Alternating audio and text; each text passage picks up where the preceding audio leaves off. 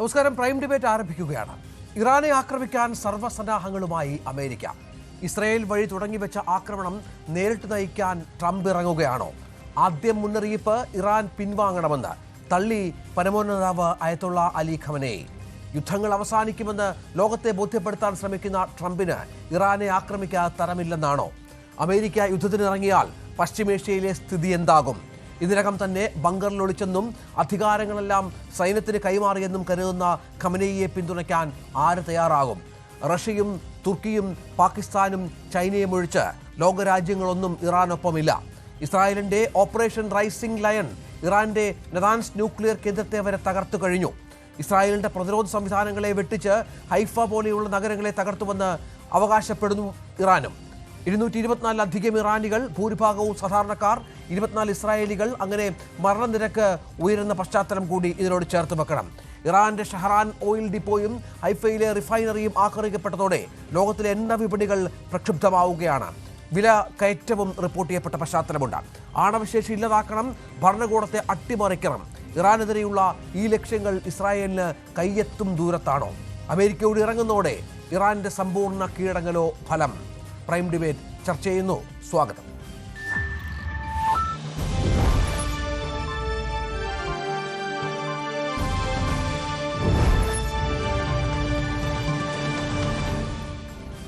മിഥുൻ വിജയകുമാർ, വിദേശകാര്യ വിദഗ്ധൻ. Shri Arun Lakshman, INS associate editor കൂടിയാണ് അദ്ദേഹം.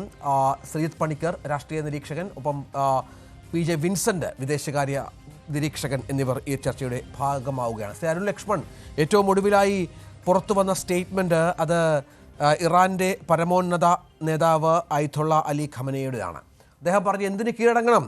അമേരിക്കയിൽ ശക്തമായ തിരിച്ചടി ഉണ്ടാകും തങ്ങളെ ആക്രമിക്കാൻ ശ്രമിച്ചാൽ എന്നുള്ളതാണ്. ഇന്ന് രാവിലെ വന്ന വാർത്ത ഈ പരമോന്നത നേതാവ് ബങ്കറിനുള്ളിൽ ഒളിച്ചുവെന്നും അധികാരങ്ങളൊക്കെ സൈന്യത്തിന് കൈമാറി എന്നും മറ്റുമാണ്.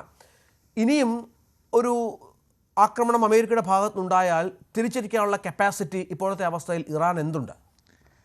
ഒരു ഡയറക്റ്റ് ഫുൾ ഫ്ലഡ്ജ് ഒരു വാറിന് അല്ലെങ്കിൽ യുദ്ധത്തിന് അമേരിക്ക ഇറങ്ങാൻ സാധ്യത കുറവാണ്. പക്ഷേ അമേരിക്കയുടെ ഒരു സഹായം ഇസ്രായേൽ തേടിയിരിക്കുന്നത് ഇറാൻ്റെ ന്യൂക്ലിയർ പ്ലാന്റ്, ഏറ്റവും ഇമ്പോർട്ടൻ്റ് ആയിട്ടുള്ള ഫെർദോ പ്ലാന്റ് ഉണ്ട് ഇറാൻ്റെ. അത് നോർത്ത് ഇറാനിൽ കോം എന്ന സ്ഥലത്ത് അണ്ടർഗ്രൗണ്ടാണ്, ഡീപ്ലി അണ്ടർഗ്രൗണ്ടാണ്. അത് ബ്രേക്ക് ചെയ്യാനുള്ള ഒരു ടെക്നോളജി ഇസ്രായേലിൻ്റെ കയ്യിലില്ല.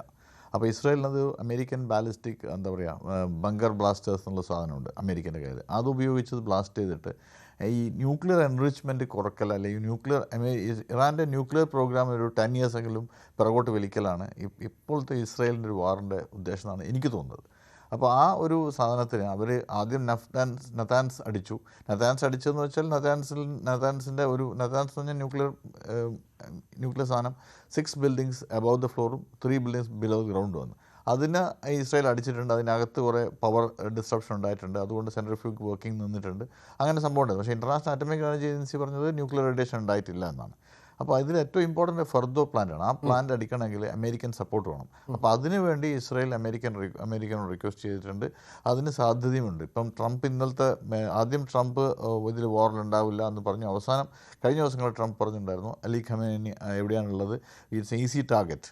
The so-called leader is an easy target for us and we know where he is. അത് പറഞ്ഞിട്ടുണ്ട്. അത് പറഞ്ഞു എന്ന് പറഞ്ഞു കഴിഞ്ഞാൽ അതൊരു ത്രെറ്റാണ്, ഒരു വെയിൽഡ് ത്രെറ്റാണ് കൃത്യമായിട്ട് പറഞ്ഞാൽ. അപ്പോൾ മാത്രമല്ല അമേരിക്കൻ്റെ എല്ലാ ഷിപ്സും, മേജർ വാർഷിപ്സൊക്കെ മെഡിറ്ററേനിയനിൽ ഈ ഇറാൻ സീസിൻ്റെ അടുത്തായിട്ട് ഇസ്രായേലിനെ സപ്പോർട്ട് ചെയ്യാൻ വേണ്ടി നിൽക്കുന്നുണ്ട്. അപ്പോൾ അമേരിക്ക എപ്പം ഇതിൽ ഈ വാറിലേക്ക് എൻ്റർ ചെയ്യുന്നു ഈ സാധനത്തെക്കുറിച്ച് കുറച്ചും കൂടി ഡിബേറ്റബിളാണ്. കാരണം അമേരിക്കയ്ക്കൊരു ട്രംപിനെ സംബന്ധിച്ചിടത്തോളം ട്രംപ് എപ്പോഴും ഒരു വാറിന് പോവാതെ just short of a war അവിടെ നിർത്താൻ വേണ്ടി ബാക്കി സാധനങ്ങളൊക്കെ സപ്പോർട്ട് ചെയ്യുന്ന ഒരാളായിട്ടാണ് എനിക്ക് തോന്നിയിട്ടുള്ളത്. അല്ലെങ്കിൽ ഇൻ്റർനാഷണലി അങ്ങനെയാണ് അദ്ദേഹത്തിനെ പറ്റി പറയുന്നത്. പിന്നെ മാത്രമല്ല Trump has a very good relation with പുടിനെ വെച്ച് ട്രംപ് വേണമെങ്കിൽ ഒരു മീഡിയേഷന് പോലും ശ്രമിച്ചുകൂടായില്ല. അത് ഒരു 2-3 ദിവസം കഴിഞ്ഞ് ഇവോൾവ് ചെയ്യേണ്ട ഒരു കാര്യമാണ്. പക്ഷേ അതിനുള്ള ലക്ഷണങ്ങളൊന്നും, ഈ മീഡിയേഷനുള്ള ലക്ഷണങ്ങളൊന്നും കാണുന്നില്ല. ഇപ്പം റഷ്യ ഏറ്റവും പറഞ്ഞിരിക്കുന്നത് വലിയ പ്രശ്നമുണ്ടാകും അമേരിക്ക ആക്രമണത്തിന് ഇറങ്ങിയാൽ എന്നുള്ള തരത്തിൽ തന്നെയാണ്. പുടിൻ്റെ പ്രസ്താവന അടക്കം വന്നു കഴിഞ്ഞു. തുർക്കി വിഷയത്തിൽ ഇടപെട്ട് കഴിഞ്ഞു. ഈ യുദ്ധം എന്ന് പറഞ്ഞാൽ നമുക്കറിയാം, ആദ്യം മുതൽ തന്നെ അമേരിക്കയുടെ ആശീർവാദത്തോടെ ഇസ്രായേൽ തുടങ്ങി. അതായത് ഇസ്രായേൽ അമേരിക്കയുടെ യുദ്ധം അത് ഇസ്രായേൽ വഴി നടത്തി എന്ന് എല്ലാവർക്കും മനസ്സിലാകും, വളരെ വ്യക്തമായി തന്നെ മനസ്സിലാകും. അതിലേക്ക് ഡയറക്റ്റായി അമേരിക്ക വരുന്നു. അതിനുള്ള പ്രധാനപ്പെട്ട യോഗങ്ങളൊക്കെ ട്രംപ് വിളിച്ചു ചേർത്ത് കഴിഞ്ഞു. അത് നിരുപാധികം തള്ളുകയും പ്രകോപിപ്പിക്കുകയും ചെയ്യുന്ന ഇറാന്റെ നിലപാടിനോട് അത്ര പെട്ടെന്ന് ഒരു മീഡിയേഷൻ ലെവലിലേക്ക് പോകാൻ അമേരിക്കയ്ക്ക് ആകുമോ എന്നുള്ളതാണ്. അല്ല, ഇപ്പോഴും മീഡിയേഷൻ ആയിരുന്നല്ലോ.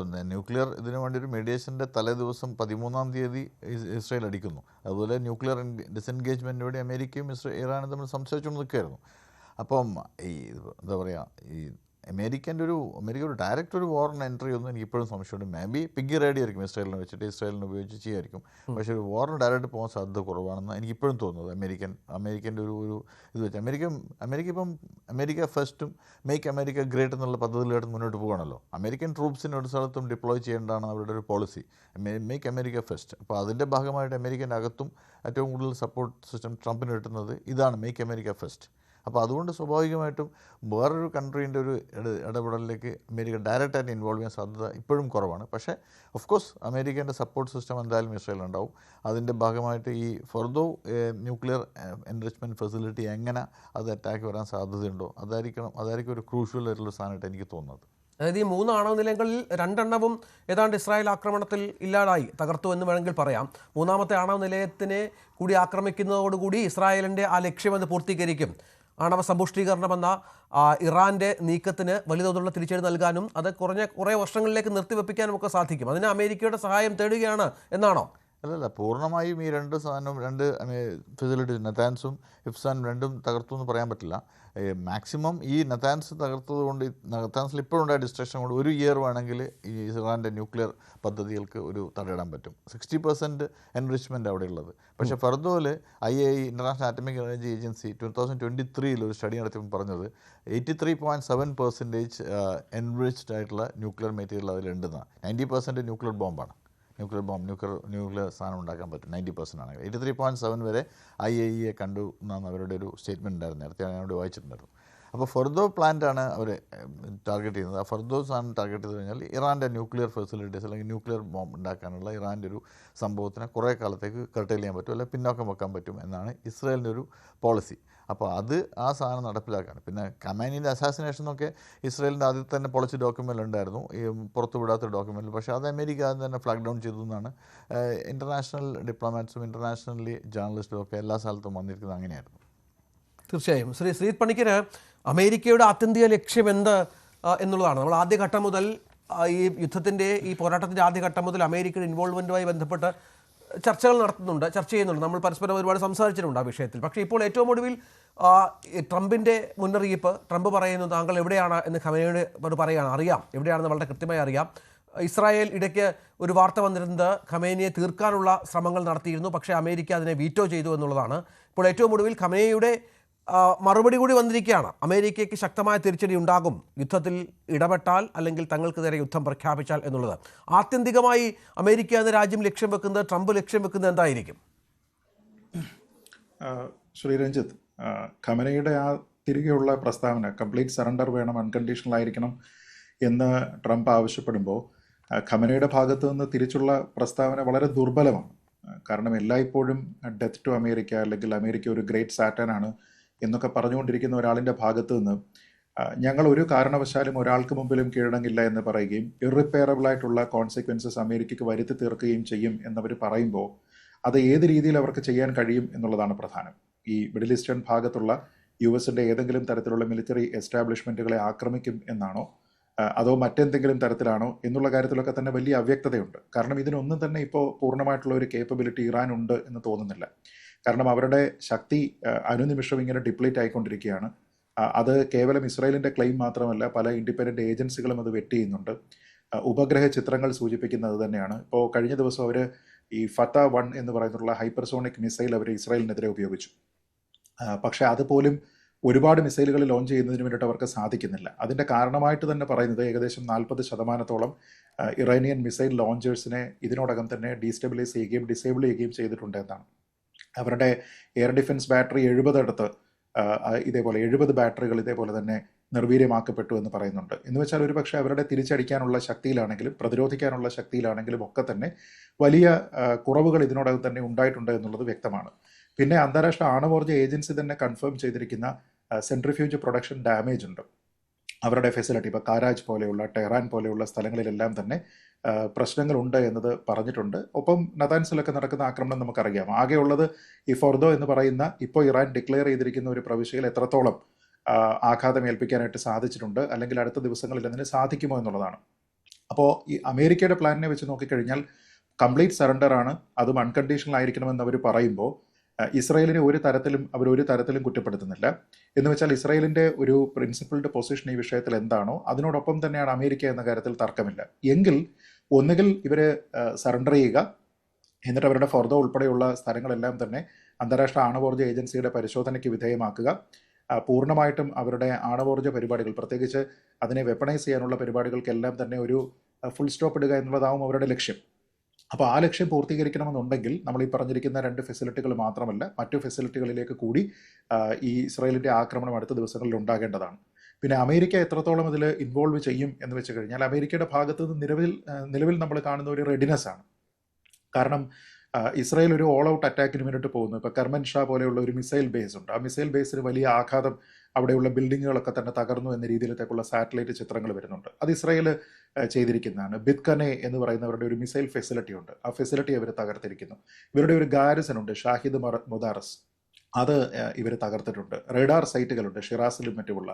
അപ്പോൾ ഇങ്ങനെ എല്ലാ സ്ഥലങ്ങളും അവർ തകർത്തിരിക്കുകയും വലിയ ആഘാതം ഏൽപ്പിക്കുകയും ചെയ്യുമ്പോൾ ഇനി അവിടെ ബാക്കിയുള്ള സാധനങ്ങളിലേക്ക് ഇസ്രായേലിൻ്റെ നിലവിലുള്ള ശക്തിയും പ്ലസ് അമേരിക്കയുടെ ശക്തിയും കൂടി വന്നു കഴിഞ്ഞാൽ അത് ഇറാൻ അത് സർവൈവ് ചെയ്യാൻ കഴിയുമെന്ന് എനിക്ക് തോന്നുന്നില്ല. കാരണം ഇവരുടെ ഭാഗത്ത് നിന്ന്, അമേരിക്കയുടെ ഭാഗത്ത് നിന്ന് ഈ ക്ലെയിമുകൾ ഉണ്ടെങ്കിൽ പോലും ഡിപ്ലോമാറ്റിക്കലി വാക്കുകളുടെ അർത്ഥമൊക്കെ നമുക്ക് പലപ്പോഴും വ്യാഖ്യാനിക്കാറുള്ളതാണ്. അമേരിക്ക വി എന്നുള്ള വാക്കാണ് ഇപ്പോൾ ഉപയോഗിക്കുന്നത്.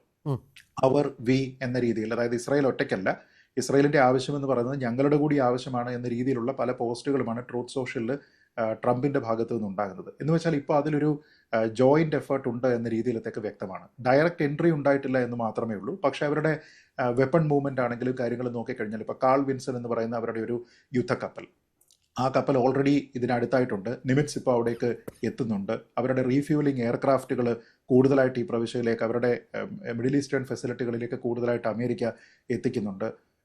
ഡിഫൻസ് സിസ്റ്റമുള്ള പാട്രിയറ്റ് അത് ഇപ്പോൾ തന്നെ അവർ റെഡി ചെയ്ത് വെച്ചിട്ടുണ്ട്. ഇന്ത്യൻ ഓഷ്യനിൽ തന്നെ ഇപ്പോൾ കഴിഞ്ഞ ദിവസം കണ്ടിരിക്കുന്ന ഒരു വാർത്ത, സ്റ്റെൽത്ത് ബോംബറുകൾ ഡിയഗോ ഗാർഷ്യയിൽ അവർ ഡിപ്ലോയ് ചെയ്തിട്ടുണ്ട്. അതേപോലെ തന്നെ മെഡിറ്ററേനിയനിൽ US ഡിസ്ട്രോയേഴ്സ് ഇസ്രായേലിനടുത്തേക്ക് നീങ്ങുന്നുണ്ട്. അതായത് വലിയ രീതിയിലത്തേക്കുള്ള ആഘാതം ഉണ്ടാകുകയാണെങ്കിൽ അതിനെ പ്രതിരോധിക്കുന്നതിന് വേണ്ടിയിട്ട് USൻ്റെ ഡിസ്ട്രോയേഴ്സ് ഉണ്ടാകുന്നുണ്ട്. ഇപ്പോൾ എന്ന് വെച്ച് കഴിഞ്ഞാൽ ഒരു യുദ്ധം ആൻറ്റിസിപ്പേറ്റ് ചെയ്തുകൊണ്ട് തന്നെ അതിന് പറ്റുന്ന രീതിയിലത്തേക്കുള്ള പ്രതിരോധം ഇപ്പോൾ ഉണ്ടാക്കുകയും വലിയ രീതിയിൽ അമേരിക്കയുടെ ഡിപ്ലോമാറ്റിക് ടേംസിൽ പറഞ്ഞു കഴിഞ്ഞാൽ മാക്സിമം പ്രഷർ, ആ മാക്സിമം പ്രഷർ ഇറാനിലേക്ക് എക്സേർട്ട് ചെയ്യുകയും ചെയ്തതിന് ശേഷം അവിടെ ഒരു ഭരണമാറ്റം ഉണ്ടാക്കുന്നതിന് വേണ്ടിയിട്ടും അതൊരു പക്ഷേ പീസ്ഫുള്ളായിട്ടുള്ള ഒരു ട്രാൻസിഷൻ നടക്കണം എന്നുള്ള താല്പര്യമാണ് നിലവിൽ അമേരിക്കയ്ക്ക് ഉള്ളത് എന്ന കാര്യത്തിൽ ഒരു തർക്കവുമില്ല. പക്ഷേ എത്രത്തോളം ഡയറക്റ്റ് ആയിട്ടുള്ള ഇൻവോൾവ്മെൻറ്റ് ഉണ്ട് എന്നുള്ളത് ഇറാൻ്റെ ശക്തി അനുസരിച്ചിരിക്കും. പക്ഷേ നിലവിൽ അത്രത്തോളം അവരുടെ ശക്തി ഡിപ്ലേറ്റഡ് ആയിട്ട് നിൽക്കുകയാണ് എന്നുള്ളതാണ് ഇൻഡിപെൻഡൻ്റ് ആയിട്ടുള്ള മാധ്യമങ്ങൾ തന്നെ റിപ്പോർട്ട് ചെയ്യുന്നതിൽ നിന്ന് നമുക്ക് മനസ്സിലാക്കാൻ കഴിയുന്നത്. കാരണം പ്രൊപ്പോർഷനേറ്റ് ആയിട്ടുള്ള തിരിച്ചടിയല്ല അവിടെ നിന്ന് ഉണ്ടാകുന്നത്.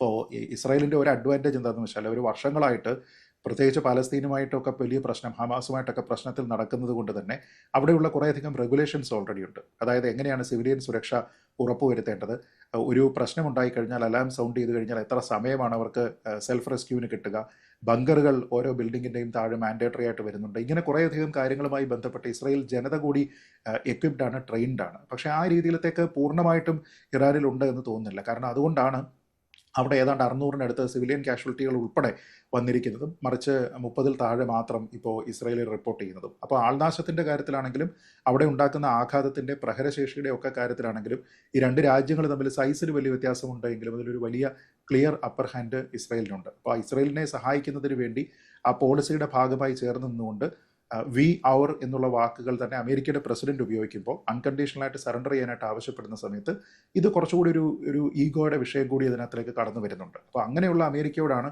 ഞങ്ങൾ ഒരാളിനോടും കീഴടങ്ങില്ല എന്ന് പറയുന്നതും അമേരിക്കയ്ക്ക് ഗുരുതരമായിട്ടുള്ള പ്രത്യാഘാതങ്ങൾ ഉണ്ടാകും എന്ന രീതിയിലത്തേക്കുള്ള സ്റ്റേറ്റ്മെൻറ്റുകളൊക്കെ ഉണ്ടാകുന്നത്. അപ്പോൾ ആ സ്റ്റേറ്റ്മെൻറ്റിനെ ബാക്ക് ചെയ്യാനായിട്ട് എന്താണ് ഇനി അവരുടെ കയ്യിലുള്ളത് എന്ന് ചോദിച്ചു കഴിഞ്ഞാൽ അവരുടെ ആണവോർജ്ജ ഫെസിലിറ്റികൾ പോലും ഒരുപക്ഷെ നിരായുധവൽക്കരിക്കപ്പെടുന്ന ഒരു സാഹചര്യമാണ്. അപ്പോൾ വലിയൊരു പോസിബിലിറ്റി ഇനി ഇറാൻ്റെ ഭാഗത്തുണ്ട് എന്ന് ഞാൻ കരുതുന്നില്ല.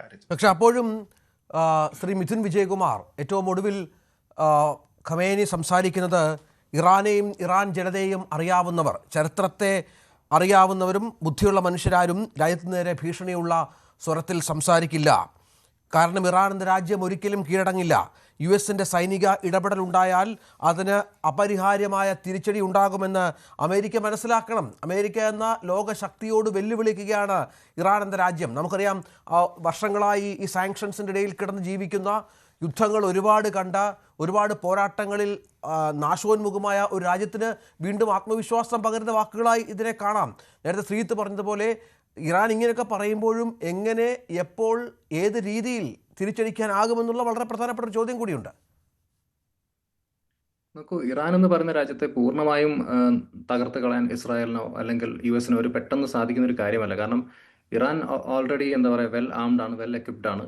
മാത്രമല്ല, ഈ പറഞ്ഞ പോലെ ഇസ്രായേലിന് ചുറ്റും അവർക്ക് ഈ പറഞ്ഞ ഈ ഹൗത്തി റിബൽസിനൊക്കെ സെറ്റ് ചെയ്യുക, ഹൗത്തി അല്ലെങ്കിൽ ഹിസ്ബുള്ള ഇങ്ങനെയുള്ള പ്രോക്സി വാർ യൂണിറ്റ്സിനെ അവർക്ക് സെറ്റപ്പ് ചെയ്തെടുക്കാൻ പറ്റിയിട്ടുണ്ട്. സിറിയ ആണെങ്കിലും ഈ ഇറാഖ് ആണെങ്കിലും ഒക്കെ യൂസ് ചെയ്തുകൊണ്ട്. അപ്പോൾ ഇറാൻ പെട്ടെന്ന് അങ്ങനെ കീഴടങ്ങുമെന്ന് തോന്നുന്നില്ല. കാരണം മാത്രമല്ല, ഇപ്പോൾ റഷ്യ അമേരിക്കയെ വാൺ ചെയ്തിട്ടുണ്ട്. അതായത് ഇസ്രായേലായിട്ടൊരു ഡയറക്റ്റ് US മിലിറ്ററി അസിസ്റ്റൻസ് കിട്ടിക്കഴിഞ്ഞാൽ മിഡിൽ ഈസ്റ്റ് പൂർണ്ണമായിട്ടും ഡീസ്റ്റെബിലൈസ് ആവും, ഒരു സിറ്റുവേഷൻ ഔട്ട് ഓഫ് കൺട്രോൾ ആവാൻ സാധ്യതയുണ്ടെന്നുള്ളത്. അപ്പം റഷ്യ അവിടെ എടുക്കുന്ന ഒരു ബാലൻസ്ഡ് പൊസിഷനാണ്. ചൈനയുടെ സപ്പോർട്ട് പക്ഷേ ഇറാനിന് കിട്ടാൻ സാധ്യതയുണ്ട്.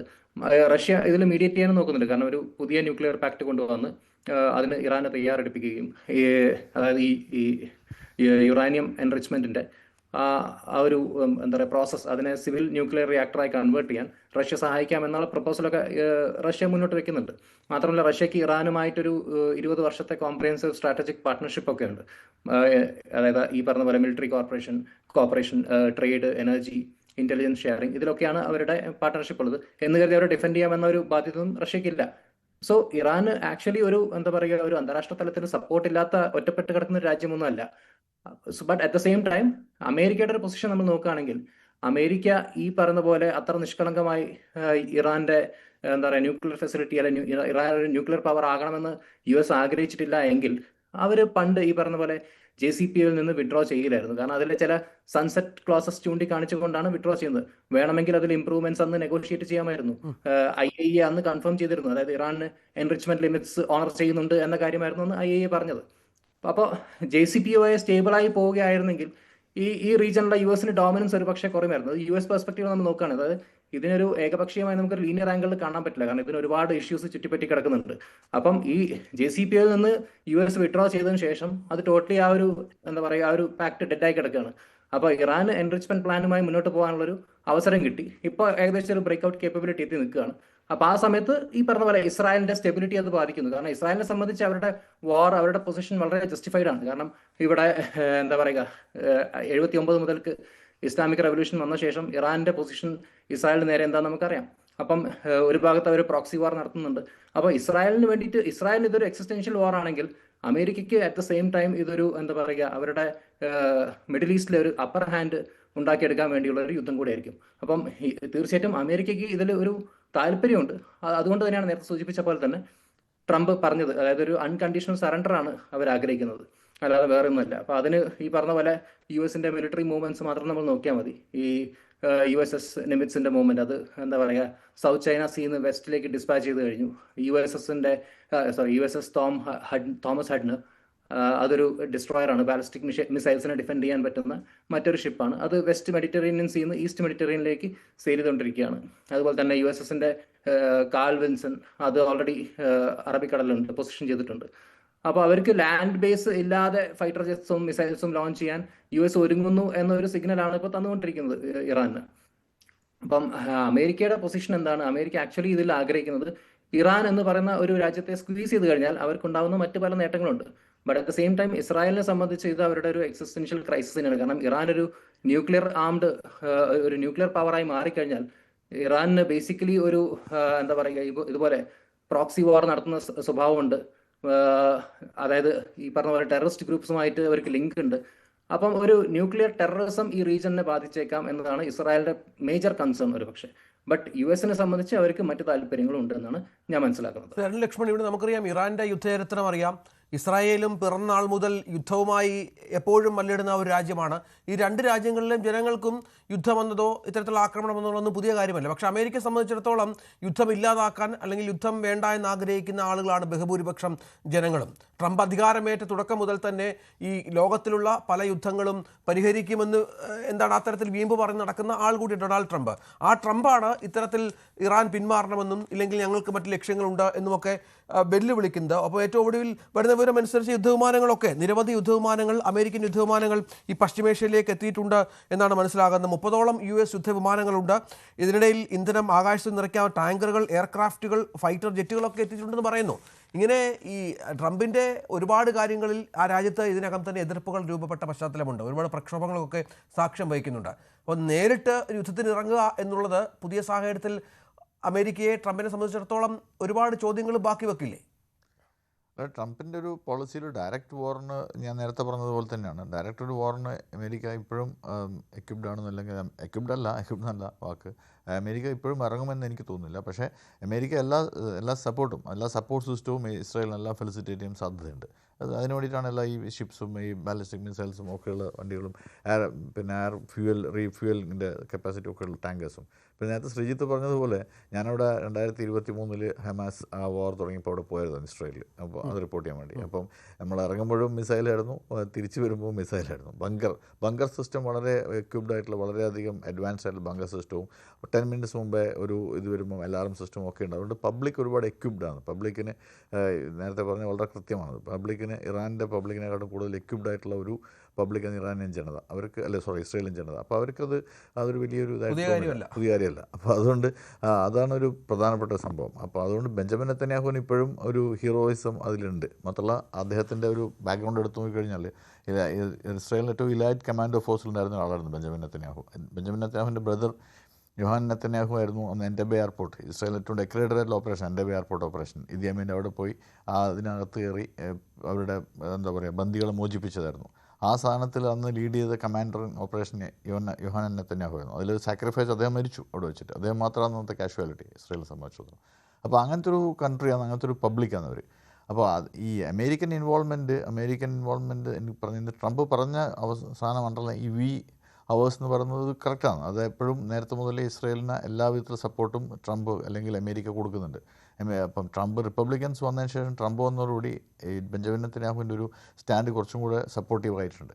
അങ്ങനെയാണ് എനിക്ക് തോന്നുന്നത്. അപ്പോൾ അതുകൊണ്ട് അമേരിക്കൻ സപ്പോർട്ട് പൂർണ്ണമായിട്ടും ഇസ്രായേലിൻ്റെ കൂടെയുണ്ട്. പക്ഷേ ഡയറക്റ്റ് ഒരു വാറിലേക്ക് അമേരിക്ക ഇപ്പോഴും ഇറങ്ങുമെന്ന് എനിക്ക് തോന്നുന്നില്ല. വേണമെങ്കിൽ ഫർദർ ന്യൂക്ലിയർ ഡിസ്ട്രോയ് ചെയ്യാൻ വേണ്ടി അമേരിക്കൻ സപ്പോർട്ട് നിർബന്ധമായും ഇസ്രായേലിന് വേണ്ടി വരും. അതില്ലാതെ അവർക്ക് ആ ബങ്കർ ബാലൻസ് ആ സാധനം ഉപയോഗിക്കേണ്ടി വരും. ഇസ്രായേലിൽ ഇപ്പോൾ നമുക്കറിയാം ഈ ഹമാസ് താങ്കളൊക്കെ ആ സമയത്ത് അവിടെ ഉണ്ടായിരുന്നു. ആ യുദ്ധത്തേക്കാൾ കൂടുതൽ ആക്രമണം ഇസ്രായേൽ നേരിടുന്നുണ്ട്. ബലിസ്റ്റിക് മിസൈലുകളുടെ വലിയൊരു വീഴ്ച അവിടെയുണ്ട്. ചില മിസൈലുകൾ പൊട്ടിത്തെറിക്കുന്നുണ്ട്. ഒരുപാട് കെട്ടിടങ്ങൾക്ക് നാശനഷ്ടം സംഭവിച്ചിട്ടുണ്ട്. ഒരുപാട് പ്രശ്നങ്ങൾ അതിനെ അഭിമുഖീകരിക്കുന്നുണ്ട്. അപ്പോഴും ഈ ഇറാൻ്റെയൊക്കെ ഒരു ആത്മവിശ്വാസം എന്ന് പറയുന്നത് തുടർച്ചയായി ഇത്തരം ആക്രമണങ്ങൾ നടത്തിയാൽ ഇസ്രായേലിനെ ഏതെങ്കിലും തരത്തിലൊന്ന് പുറകോട്ട് കൊണ്ടുപോകാമെന്നുള്ളതാണ്. ബെഞ്ചമിൻ നെതന്യാഹു ആകട്ടെ ആത്മവിശ്വാസത്തോടെ മുന്നോട്ട് പോകുന്നു. ഇന്നലെയൊക്കെ വന്ന വാർത്തകൾ ജനപ്രീതി വർദ്ധിച്ചു ഭരണാധികാരിയുടെ. കാരണം ഒരുപാട് കേസുകളിലും മറ്റ് പ്രശ്നങ്ങളിലും ഒക്കെ കിടന്നിരുന്ന ഒരാളാണ്. അത്തരം ചില ലക്ഷ്യങ്ങളും നെതന്യാഹുവിനുണ്ട് എന്നുള്ള വ്യാഖ്യാനങ്ങളും വരുന്നുണ്ട്. അല്ല, നേരത്തെ ഇവിടെ പറഞ്ഞത് തന്നെയാണ് എൻ്റെ കാര്യം. ഇസ്രായേലിൻ്റെ ഒരു എക്സിസ്റ്റൻസ് ആണ്. ഇസ്രായേലിനെ എക്സിസ്റ്റ് ചെയ്യാൻ വേണ്ടി ഇത് ഫൈറ്റ് ചെയ്തെത്തിയിട്ടുള്ളൂ. പിന്നെ ഇസ്രായേലിൻ്റെ ഈ ഇറാനിയൻ പ്രോക്സിസായ ഹമാസ് ആയാലും ഹെസ്ബുള്ളായാലും ഒക്കെ വളരെ ഏറ്റവും വീക്കായിട്ടുള്ള സമയങ്ങളാണ് ഇപ്പം. അവർക്കൊന്നും വലിയൊരു റോളൊന്നും ഇപ്പോൾ ഇല്ല. ഏതായാലും ഈ സമയത്ത് ഗസയിൽ ഹമാസിൻ്റെ ടോപ്പ് ലീഡർഷിപ്പ് എല്ലാം വൈപ്ഡ് ഔട്ടാണ്. അതുപോലെ തന്നെ ഹെസ്ബുള്ളിൻ്റെ ഹസൻ നസറുൽ അടക്കം മരിച്ചു കഴിഞ്ഞു. അപ്പോൾ അതുകൊണ്ട് ഹെസ്ബുള്ളിയും വളരെ വീക്കാണ്, ഹമാസും വീക്കാണ്. ഹൗത്തീസ് പിന്നെ യമൻ്റെ ഒരു ഇതിലാണല്ലോ, അവരുടെ ഏറിയൽ അറ്റാക്സ് ശ്രമിക്കും. പക്ഷേ എന്തായാലും ഈ ഇസ്രായേൽ ജനത പൂർണ്ണമായിട്ടും ഇപ്പം ഒരു എന്താ പറയുക, അവർ എക്യുപ്ഡ് ആണ്. അപ്പോൾ അതുകൊണ്ട് തന്നെ അവരുടെ മേൽ അത്ര പെട്ടെന്നൊരു ഇത് നടക്കാം. പിന്നെ നമ്മൾ ഇവിടെ നിന്ന് ഇത്തരം കാര്യങ്ങൾ സംസാരിക്കുമ്പോഴും റിപ്പോർട്ട് ചെയ്യുമ്പോഴും ഒക്കെ നമ്മളവിടെ പലപ്പോഴും നമ്മുടെ ഒരുപാട് മലയാളി സുഹൃത്തുക്കളുണ്ട്. അവരോടൊക്കെ സംസാരിക്കുമ്പോൾ അവർക്കൊന്നും ഇതൊരു പ്രശ്നമേ അല്ല. അവരിതിനെക്കുറിച്ച് വളരെ ലാഘവത്തോടെയാണ് സംസാരിക്കുന്നത്. ഇന്നലെ ഒരു മിസൈൽ വന്ന് വീണു, ഞങ്ങളൊക്കെ ബങ്കറിലായിരുന്നു, കുഴപ്പമൊന്നുമില്ല എന്ന് പറയുന്ന രീതിയിലാണ് അവരുടെ സംസാരം. നമുക്കൊക്കെ എത്രത്തോളം ഭയാനകമായിരിക്കും ആലോചിക്കണം. ഞാൻ താമസിച്ച സ്ട്രീറ്റിന് തൊട്ടടുത്ത സ്ട്രീറ്റിൽ ഒരു മിസൈൽ വന്നു. ചെറിയ മിസൈലായിരുന്നു, അത് ഹമാസ് അയച്ചതായിരുന്നു. അത് വീണിട്ടുണ്ടായിരുന്നു.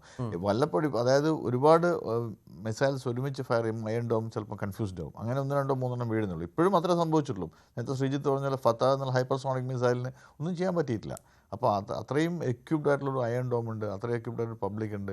ഈ പബ്ലിക്കിന് അത്ര വലിയൊരു പ്രശ്നമല്ല ഇത്, കാരണം 10 മിനിറ്റ്സ് മുമ്പേ ഇവർക്ക് വാർണിംഗ് വരും, അപ്പം തന്നെ ബങ്കറിലേക്ക് പോകും. അപ്പം ഞാനവിടെ പോയ സമയത്ത് എനിക്കൊരു ദിവസം ഞാനൊരു ഫുഡ് സ്കൗട്ട് ചെയ്യാൻ വേണ്ടി ഒരു സ്ഥലത്ത് പോയപ്പോൾ എനിക്ക് കൺഫ്യൂഷൻ ആയത്. അന്നേരം ഒരു സൈറൺ വന്നിരുന്നു, എങ്ങോട്ടേക്ക് പോകണമെന്ന് പെട്ടെന്ന് നമുക്ക് കൺഫ്യൂഷനായി, അത്രേ ഉള്ളൂ. അല്ലെങ്കിൽ പബ്ലിക് പ്ലേ ഗ്രൗണ്ട്സിലും എല്ലാം സ്ഥലത്തും ബങ്കറുണ്ട്, ആ ബങ്കർ സിസ്റ്റം വളരെ എക്യുപ്ഡ് ആണ്. അപ്പോൾ അതുകൊണ്ട് തന്നെ ഇസ്രയേലി ജനതയ്ക്ക് ഇതൊരു വലിയ എന്താ പറയുക, അവരതിനൊരു ഫേസ് ചെയ്യാൻ തയ്യാറായി നിൽക്കുന്നൊരു ജനതയാണ്. മാത്രമല്ല ടെലവീവിൽ അപ്പുറത്തെ ഭാഗത്ത് ഗസയിൽ ഇത് നടക്കുമ്പോൾ ടെലവീവിൽ പീപ്പിൾ വർ മേക്കിംഗ് മെറി. അവർക്ക് പോകേണ്ട ആൾക്കാരാണ്, എല്ലാ ആൾക്കാരും ഈ റോൾ കോൾ വരാൻ സാധ്യതയുള്ള ആൾക്കാരാണ്. ടീച്ചേഴ്സ് ആയാലും ഡോക്ടേഴ്സ് ആയാലും എഞ്ചിനീയേഴ്സ് ആയാലും സാധാരണ സർക്കാർ സർവീസിൽ ജോലി ചെയ്യുന്ന ആൾക്കാർ, ഇവർക്കെല്ലാം കമ്പൽസറി മിലിറ്ററി സർവീസ് ഉണ്ട്. അപ്പോൾ അവരുടെ റോൾസിലുണ്ട്, അവരൊക്കെ വിളിക്കാൻ സാധ്യതയുണ്ട്. എന്നാൽ പോലും അവർ ഈവനിങ്സ് വളരെ മെറി മേക്കിംഗ് ആയിരുന്നു അവിടുത്തെ. ഈ ഒരു വാർ നടക്കുന്ന സമയത്താണ്. അപ്പോൾ അങ്ങനത്തെ ഒരു ജനതയാണ്. അപ്പോൾ അതുകൊണ്ട് തന്നെ കുറച്ചുകൂടെ വളരെ എക്യുപ്ഡ് ആണ്, മെൻ്റലിയും വളരെ ടഫ് പോസ്റ്റർ എടുക്കുന്ന ആൾക്കാരാണ്. ഇതും കൂടെ അവർ കുറച്ചും കൂടി ഇതാണ്.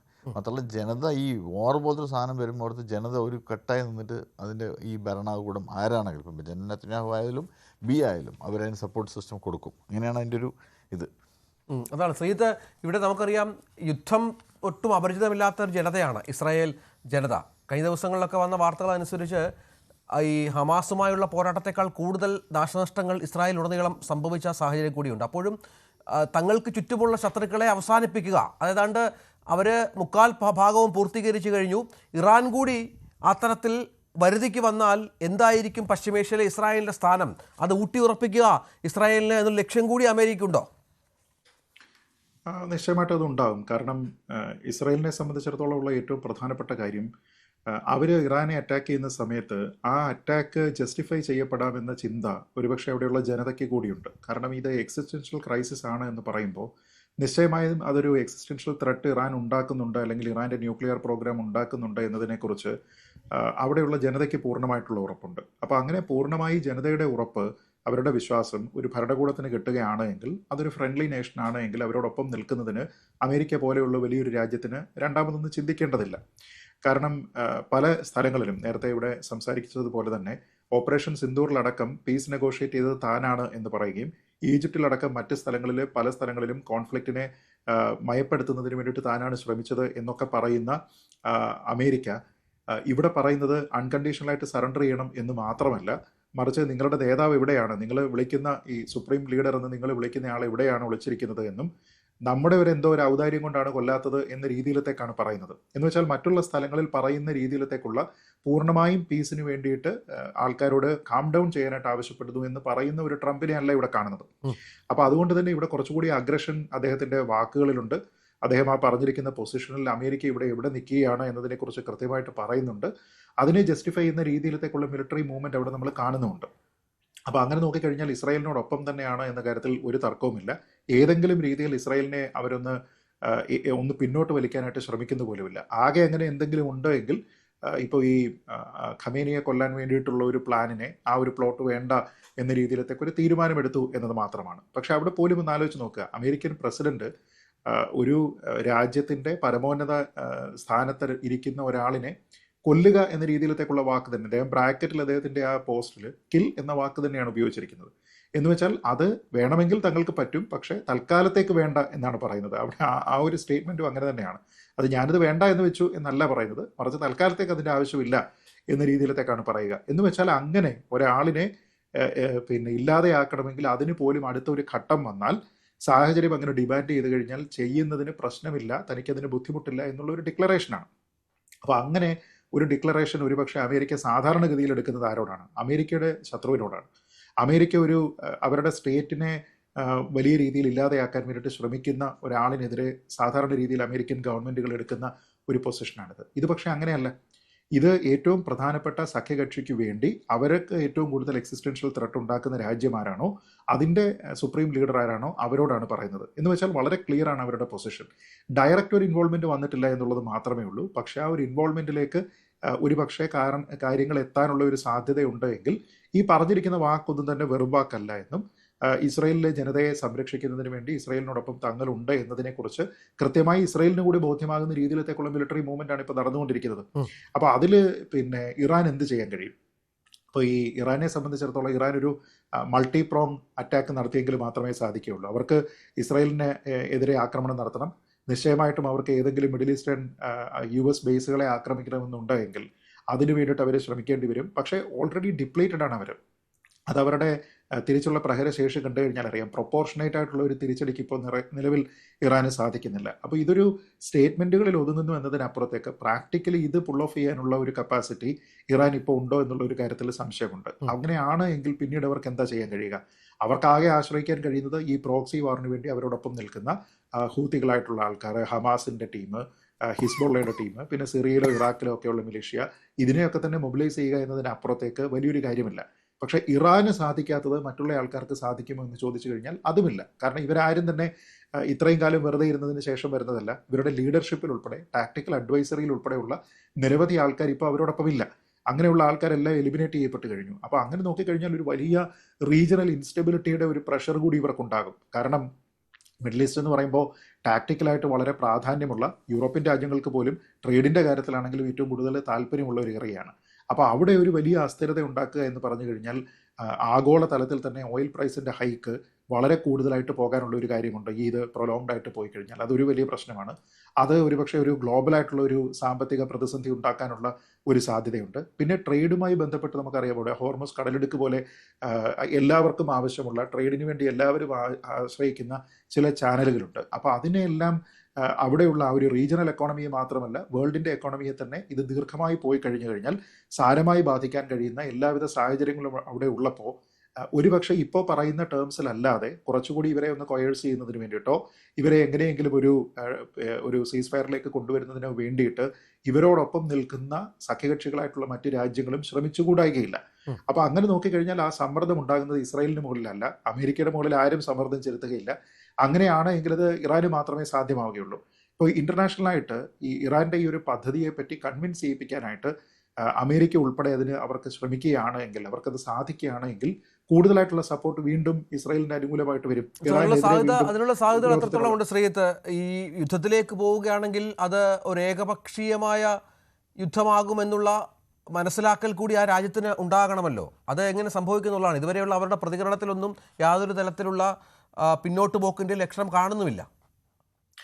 നമ്മൾ ഈ പറഞ്ഞില്ലേ, പഞ്ചിങ് എബവ് യുവർ വെയിറ്റ് എന്നൊക്കെ പറയുന്ന രീതിയിലത്തേക്ക് കളിക്കാനാണ് ഇപ്പോൾ ഇറാൻ ഈ നോക്കിക്കൊണ്ടിരിക്കുന്നത്. അവർക്കുള്ള ശക്തിയുടെ അപ്പുറത്തേക്കുള്ള ഒരു ആഘാതം അവർ ഏൽപ്പിക്കുമെന്ന രീതിയിലാണ്. ഇറാൻ അതിശക്തമായ തിരിച്ചടി അമേരിക്കയ്ക്ക് നൽകുമെന്ന് പറയുമ്പോൾ ആ പറയുന്നതിനെ വാച്യാർത്ഥത്തിൽ ഉൾക്കൊള്ളുന്ന ഏതെങ്കിലും ഒരു രാജ്യമോ ഏതെങ്കിലും ഒരു അനലിസ്റ്റോ ഉണ്ട് എന്ന് ഞാൻ കരുതുന്നില്ല. കാരണം ഈ രണ്ടാൾക്കാരുടെയും കപ്പാസിറ്റി ആണെങ്കിലും മൊബിലൈസ് ചെയ്യാനുള്ള കപ്പാസിറ്റി ആണെങ്കിലും ഒക്കെ തന്നെ കാര്യമായ രീതിയിലത്തേക്കുള്ള അന്തരം അക്കാര്യത്തിലുണ്ട്. അപ്പോൾ പിന്നെ ഇറാനെ സംബന്ധിച്ചിടത്തോളം അതുകൊണ്ടാണ് ഞാൻ പറഞ്ഞത്, ഇറാൻ നടത്തുന്ന പദ്ധതി എന്ന് പറയുന്നത് ആ ഒരു മേഖലയ്ക്ക് തന്നെ ഒരു എക്സിസ്റ്റൻഷ്യൽ ത്രെട്ട് ഉണ്ടാക്കുന്നുണ്ട് എന്ന രീതിയിലത്തേക്കുള്ള ഒരു നറേറ്റീവ് ബിൽഡ് ചെയ്യാനായിട്ടും അത് വിശ്വാസത്തിലെടുക്കുന്നതിന് വേണ്ടിയിട്ട് മിഡിൽ ഈസ്റ്റേൺ രാജ്യങ്ങളെയും മറ്റുള്ള രാജ്യങ്ങളെയും ഒക്കെ തന്നെ ഇസ്രായേൽ പ്രേരിപ്പിക്കുകയും അതിന് അമേരിക്കയുടെ പിന്തുണ അവർക്കുണ്ട് എങ്കിലും ഇറാൻ്റെ മേൽ അതിശക്തമായിട്ടുള്ള ഇൻ്റർനാഷണൽ പ്രഷർ ഉണ്ടാകാനുള്ള സാധ്യതയുണ്ട്.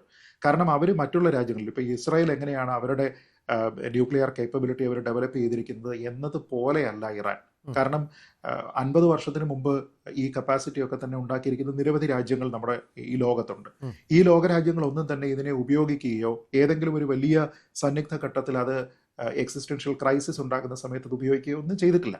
അപ്പോൾ നമുക്കറിയാമല്ലോ, ഇന്ത്യയും പാകിസ്ഥാനും തമ്മിൽ ഈ പ്രശ്നമുള്ളപ്പോൾ ഇന്ത്യക്ക് നേരത്തെ തന്നെ ഈ കപ്പാസിറ്റി ഉണ്ട്, പാകിസ്ഥാന് പിന്നീടാണ് കിട്ടുന്നത്. പക്ഷെ ഒരിക്കൽ പോലും നമ്മളൊരു ന്യൂക്ലിയർ ത്രെട്ട് പോലും അവർക്ക് നേരെ ഇഷ്യൂ ചെയ്തിട്ടില്ല.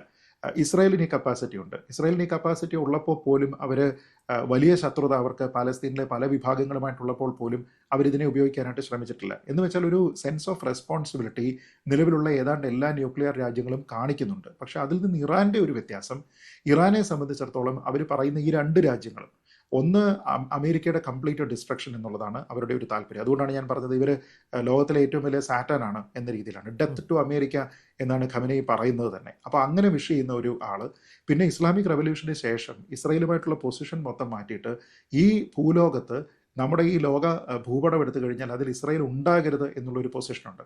ഞാൻ പറയുന്നത് അങ്ങനെയുള്ള ഒരു വിദേശകാര്യ നയം രണ്ട് രാജ്യങ്ങൾക്കെതിരെ സ്വീകരിച്ചിരിക്കുന്ന ഒരു രാജ്യത്തിൻ്റെ കയ്യിലേക്ക് ഒരു ന്യൂക്ലിയർ വെപ്പൺ വന്നു കഴിഞ്ഞാൽ അവർ മറ്റുള്ള രാജ്യങ്ങളെ പോലെ റെസ്പോൺസിബിളായിട്ട് അതിനെ ഉപയോഗിക്കുമോ എന്ന കാര്യത്തിൽ ഒരുപക്ഷെ എല്ലാവർക്കും തർക്കമുണ്ട്, എല്ലാവർക്കും സംശയമുണ്ട്.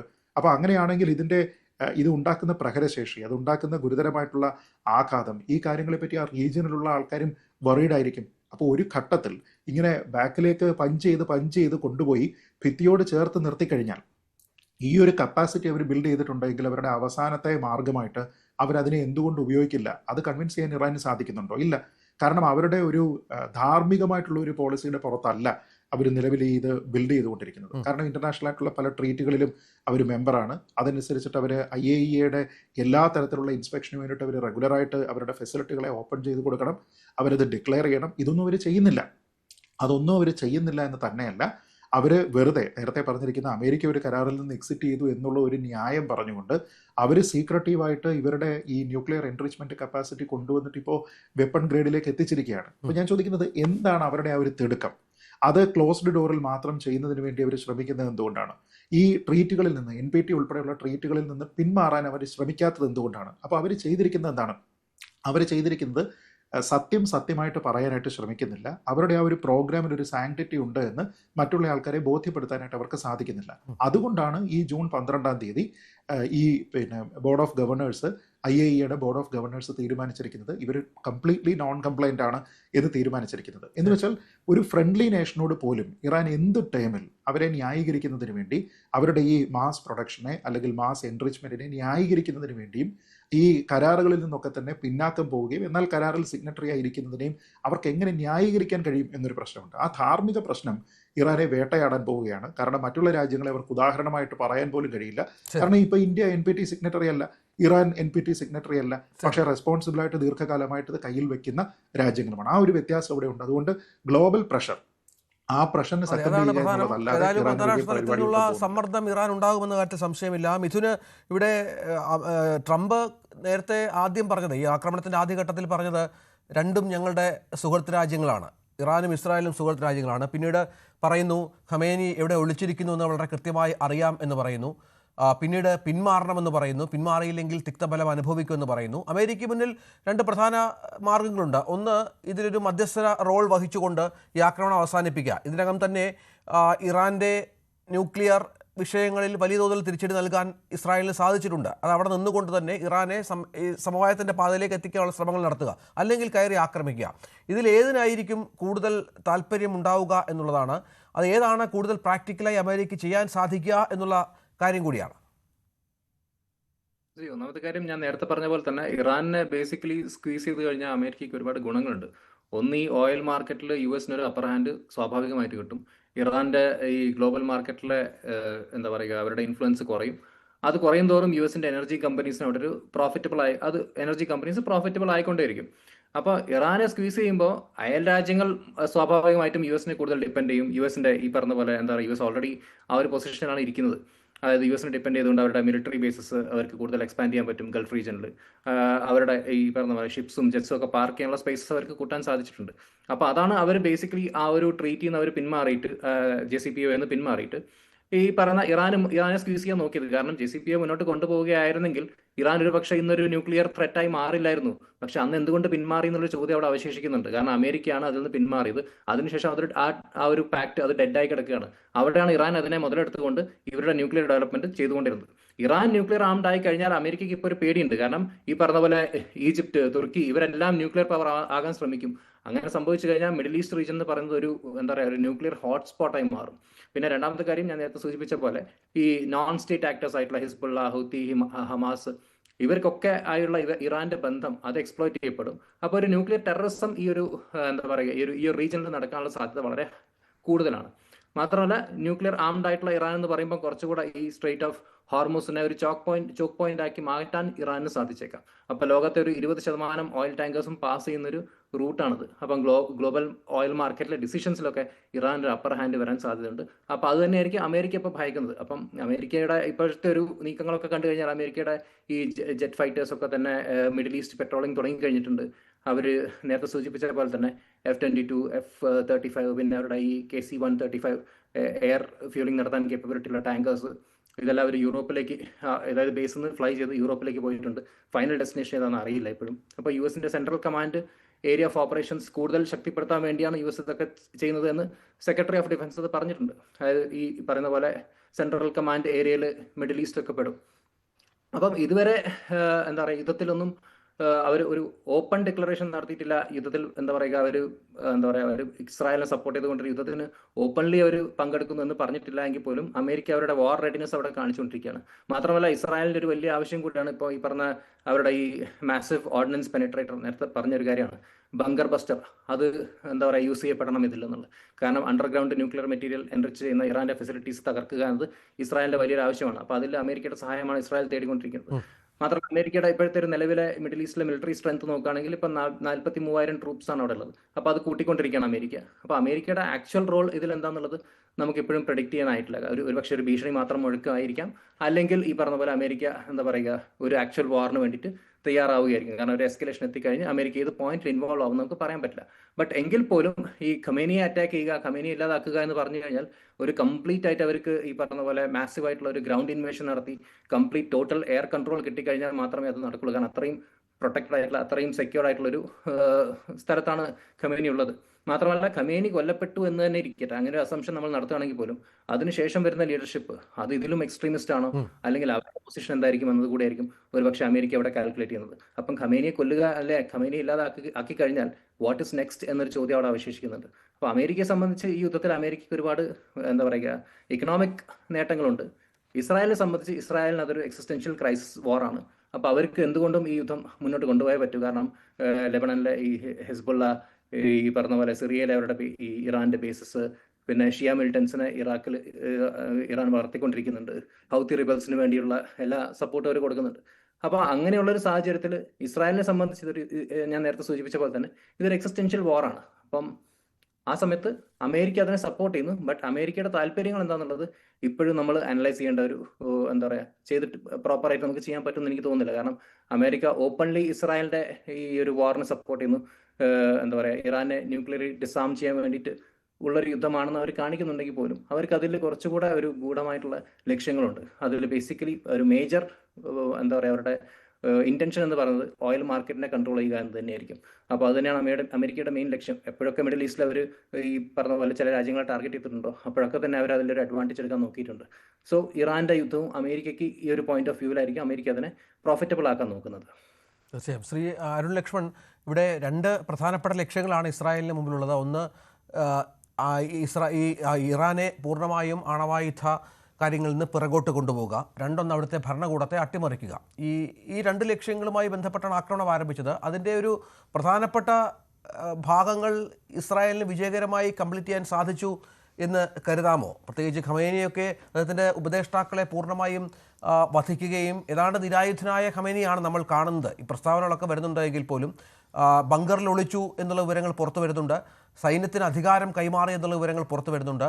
ഒപ്പം മിഥുൻ പറഞ്ഞ പോലെ ഈ അമേരിക്ക ആ ഒരു ലക്ഷ്യത്തിൽ ഭരണകൂടത്തെ അട്ടിമറിക്കുന്നതിന് വിജയിക്കുന്ന പശ്ചാത്തലം ഇസ്രായേലും അമേരിക്കയും ഉണ്ടായാൽ പോലും ഇനി വരുന്ന ആളുകൾക്ക്, ഭരണാധികാരികൾക്ക് ഇവരുമായൊക്കെ സഹകരിച്ച് പോകാൻ നമ്മുടെ ചരിത്രമൊക്കെ എടുത്ത് നോക്കിയാൽ അതിനുള്ള സാഹചര്യവും സാധ്യതയും ഒക്കെ തുലവും വിരളമല്ലേ? അല്ല, ഞാൻ അവിടെ പോയ സമയത്ത് ഞാൻ മൊസാദിൻ്റെ മേജർ ജനറൽ റിട്ടയർഡ് യാർ റൈറ്റ് അദ്ദേഹത്തിന് ഇൻ്റർവ്യൂ ചെയ്തിട്ടുണ്ടായിരുന്നു. അദ്ദേഹം എനിക്കൊരു പേഴ്സണൽ ഇൻ്റർവ്യൂ വന്നിട്ടുണ്ടായിരുന്നു. അദ്ദേഹമായിരുന്നു ലെബനോൺ, ഇറാൻ അവരുടെ മൊസാദിൻ്റെ ചാർജ് ഉണ്ടായിരുന്നു. അദ്ദേഹത്തിൻ്റെ പേര്, സ്വന്തം പേര് മാറി അബു ദാവൂദ് എന്നൊരു വേറൊരു പേരിൽ സ്യൂഡോനിമില്ല എന്ന് പുള്ളി ഉണ്ടായിരുന്നു. അദ്ദേഹം പറഞ്ഞത്, you tell the world that we are deep into Iran. ഞങ്ങൾ ഇറാനിൽ വളരെയധികം ആഴത്തിലുണ്ട്. അതിൻ്റെ തെളിവായിരുന്നു പിന്നെ കഴിഞ്ഞ ജൂലൈ 24, 2024 ഇസ്മായിൽ ഹനിയ ഹമാസിൻ്റെ ചീഫായിരുന്നു, ഹമാസിൻ്റെ പൊളിറ്റിക്കൽ ഹെഡായിരുന്നു, ഹമാസിൻ്റെ അവിടുത്തെ പലസ്തീനിൻ്റെ പ്രൈം മിനിസ്റ്റർ ആയിരുന്നു. അദ്ദേഹത്തിന് ഇറാനിൻ്റെ ഇസ്ലാമിക് റിപ്പബ്ലിക്കൻ ഗാർഡ്സിൻ്റെ അവരുടെ സെക്യൂരിറ്റി ഉള്ള സമയത്താണ് അദ്ദേഹത്തിനെ വധിച്ചത്. അത് ഇറാനിൽ ടെഹ്റാൻ്റെ അകത്ത് വെച്ച് ചെയ്തൊരു പണിയായിരുന്നു.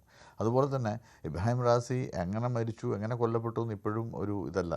ഇറാൻ പറയുന്നത് ബാഡ് വെതർ കണ്ടീഷനിലാണ് അവർ ചോപ്പർ അവിടുത്തെ ഈസ്റ്റ് അസർബൈജാൻ അദ്ദേഹം കൊല്ലപ്പെട്ടെന്ന് പറഞ്ഞു, ഇറാൻ്റെ പ്രസിഡൻ്റ് ആയിരുന്നത്. പക്ഷേ ഒരു ഇറാൻ്റെ MP തന്നെ പറഞ്ഞിട്ടുണ്ടായിരുന്നു ഒരു പേജർ അദ്ദേഹം യൂസ് ചെയ്തിട്ടുണ്ട്, ആ പേജർ ബ്ലാസ്റ്റിലാണ് മരിച്ചതെന്ന്. മൊസാദ് ഒരിക്കലും അത് സമ്മതിച്ചിട്ട് അങ്ങനെ ഒരു സാധനം പറഞ്ഞിട്ടില്ല. അതുപോലെ ഇറാനും അക്നോളജ് ചെയ്തിട്ടില്ല. പക്ഷേ ദർ ആർ ഡൗട്ട്സ്. അപ്പോൾ ഇതിന് അർത്ഥം എന്ന് വെച്ചാൽ ഇറാൻ്റെ അകത്ത് തന്നെ ഈ ഇസ്രയേലി ഇൻ്റലിജൻസ് ഏജൻസിക്ക് അല്ലെങ്കിൽ ഇസ്രയേലി ഗവൺമെൻറ് വേറെ രീതിയിലുള്ള ഒരു സെറ്റപ്പ്, ഒരു നെറ്റ്വർക്ക് ഉണ്ട്. ഞാൻ പറഞ്ഞു വെച്ചാൽ അതെ, ഈ ആക്രമണം അങ്ങനെയായിരുന്നു. അതെ, ഞാൻ പറഞ്ഞതെന്ന് വെച്ചാൽ ഇസ്രയേലിനൊരു എയർ പവർ അവർ ആദ്യം തന്നെ ടെസ്റ്റ് ചെയ്തിട്ടുണ്ടായിരുന്നു. കഴിഞ്ഞ വർഷം തന്നെ അവർ 24 ടെഹ്റാനിലേക്ക് കയറിയപ്പോൾ അവർക്ക് മനസ്സിലായി ഇറാൻ്റെ എയർ ഡിഫൻസിനെ ഇവർക്ക് പെനിട്രേറ്റ് ചെയ്യാൻ പറ്റുന്നത്. എയർ ഡിഫൻസ് അപ്പോൾ അവർ ഈ ഗ്രൗണ്ടിൽ ട്രൂപ്സിനെ മാനുവർ ചെയ്യേണ്ട ആവശ്യമില്ല, അവർക്ക് നേരെ ഏരിയൽ ഡിഫൻസിൽ ചെയ്യാൻ പറ്റും അത്. അപ്പോൾ ഖമേനിനെ ഈസി ടാർഗറ്റാണ് ട്രംപ് പറഞ്ഞിട്ടുണ്ടെങ്കിൽ there are clear intelligence inputs. അതുകൊണ്ടാണ് അവരത് പറയുന്നത്. മേ ബി ഒരു വീൽഡ് ത്രെട്ട് വരും, ഞാൻ നേരത്തെ പറഞ്ഞതുപോലെ. അപ്പം ഈ സെർട്ടൻലി ഇസ്രയേലിൻ്റെ ഫയർ പവർ ഉണ്ട്. അവർ ഈ ഒരു എന്താ പറയുക, അവർക്ക് ആദ്യം തന്നെ വേണ്ടുന്ന ന്യൂക്ലിയർ എൻറിച്ച്മെൻറ്റിനെ ന്യൂക്ലിയർ വെപ്പൺ മാറ്റുന്ന ആ സെൻട്രിഫ്യൂജ്, ആ കപ്പാസിറ്റിനെ ഫർദോല അവർക്ക് നശിപ്പിക്കണം. അതാണ് ഇസ്രയേലിൻ്റെ ഫസ്റ്റ് ടാർഗറ്റ്. പിന്നെ റജൈം ചേഞ്ച് എന്ന് പറഞ്ഞാൽ നേരത്തെ ഇവിടെ മിഥുൻ പറഞ്ഞതുപോലെ തന്നെ റജൈം ചേഞ്ച് അടുത്ത വരാൻ പോകുന്ന ഇതിലും വലിയ ഭീകരനാണെങ്കിലും, അപ്പോൾ അതുകൊണ്ട് റജൈം ചേഞ്ചിനെക്കാട്ടും ഉപരിയായിട്ട് ഈ ന്യൂക്ലിയർ കേപ്പബിലിറ്റീസിനെ കൃത്യമായിട്ടും പുറകോട്ട് വലിക്കാനുള്ള ഒരു വാറാണ് ഇപ്പം ഇസ്രയേൽ നടത്തുന്നത്. പുറത്ത് റജൈം ചേഞ്ച് എന്നൊക്കെ പറയുമെങ്കിലും 1979 വരെ ഇസ്രയേലിൻ്റെ 1948 to 1979 ഇസ്രയേലിൻ്റെ ഏറ്റവും വലിയ ഫ്രണ്ടായിരുന്നു ഇറാനായിരുന്നു ഫ്രണ്ട്. അന്ന് ഈജിപ്തുമായിട്ടും പിന്നെ ചുറ്റുമുള്ള മറ്റ് കൺട്രീസുമായിട്ടായിരുന്നു ഫൈറ്റ്. അന്ന് ഇറാനും ടർക്കിയുമായിരുന്നു ഈ ഇസ്രയേലിൻ്റെ ഫ്രണ്ട്സ്. 79 ഇസ്ലാമിക് റവല്യൂഷന് ശേഷമാണ് പിന്നെ ഇറാനുമായിട്ട് ഇസ്രയേൽ ആൻറ്റഗണൈസ്ഡ് ആവുന്നത്. നേരത്തെ മൊസാദും ഇറാൻ്റെ ഏജൻറ്റ് സവാക്കും തോന്നുന്നു, അവരുമായിട്ടുള്ള അലയൻസ് ഉണ്ടായിരുന്നു. അവർ രണ്ടുപേരും ഒരുമിച്ചിട്ടായിരുന്നു വർക്ക് ചെയ്തുകൊണ്ടിരുന്നത്. അങ്ങനെയൊക്കെ ഉണ്ടായിരുന്നു. പക്ഷേ 79 ശേഷം ഇസ്ലാമിക് റവല്യൂഷൻ വരുന്നു, ഖമേനി എടുത്തെടുക്കുന്നു. അപ്പോൾ അതോടുകൂടി ഇറാനും ഇസ്രയേലും തമ്മിൽ ഒരുപാട് അകന്നുപോയി. അതിനുശേഷം ഇനിയിപ്പം അങ്ങനത്തെ റജൈം ചേഞ്ച് നടക്കുമോ എന്നുള്ളത് വലിയ സംശയമാണ്. പക്ഷേ പബ്ലിക്കിൻ്റെ ഇടയിൽ എങ്ങനെയായിരിക്കും റിയാക്ഷൻ ഉണ്ടാവുക? മകനാണ് പിന്തുടർച്ചാവകാശി, 10-20 വർഷമായി അതിനുള്ള കോപ്പുകൾ കൂട്ടുന്നു എന്നുള്ള വിവരങ്ങൾ പുറത്തു വരുന്നുണ്ട്. ഉണ്ട്. ഇറാനിലെ ഇലക്ടഡ് റെപ്രസെൻറ്റേറ്റീവാണ് ഉപരി അവരുടെ സുപ്രീം ലീഡർ, ട്രംപ് പറഞ്ഞ സോ കോൾ സുപ്രീം ലീഡർ. അപ്പം അത് ശരിയാണ്. പക്ഷേ എന്നാൽ തന്നെ അത് തന്നെ വരണോ, അല്ലെങ്കിൽ ആ റജൈം തന്നെയാണോ ഒരു വെസ്റ്റ് ഉദ്ദേശിക്കുന്നത്, അല്ലെങ്കിൽ വേറെ റജൈം വരുമോ? ഒരു ഷാനെ പോലത്തെ റജൈമിന് വരാൻ സാധ്യത വളരെ കുറവാണ്. പക്ഷേ എന്ത് പറഞ്ഞാലും ഇറാനെ കുറിച്ച് ഒരു വേറൊരു പെർസ്പെക്റ്റീവ്, വേറൊരു നെറേറ്റീവ് കൃത്യമായിട്ടും വേൾഡിൽ ഇവർ ക്രിയേറ്റ് ചെയ്തിട്ടുണ്ട്. ആ സാധനം ഡെവലപ്പ് ചെയ്ത് വരുന്നുണ്ട്.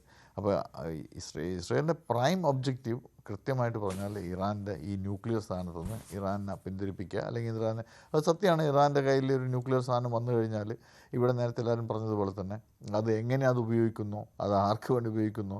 ലിറ്റിൽ സത്താനാണ് ഇസ്രയേൽ എന്ന് പറഞ്ഞത്, മേജർ സത്താൻ അമേരിക്കയാണ്. Death to America, death to Satan. അതുപോലെ തന്നെ സെയിം തിങ് ഇസ്രയേലോടും കാണിക്കും.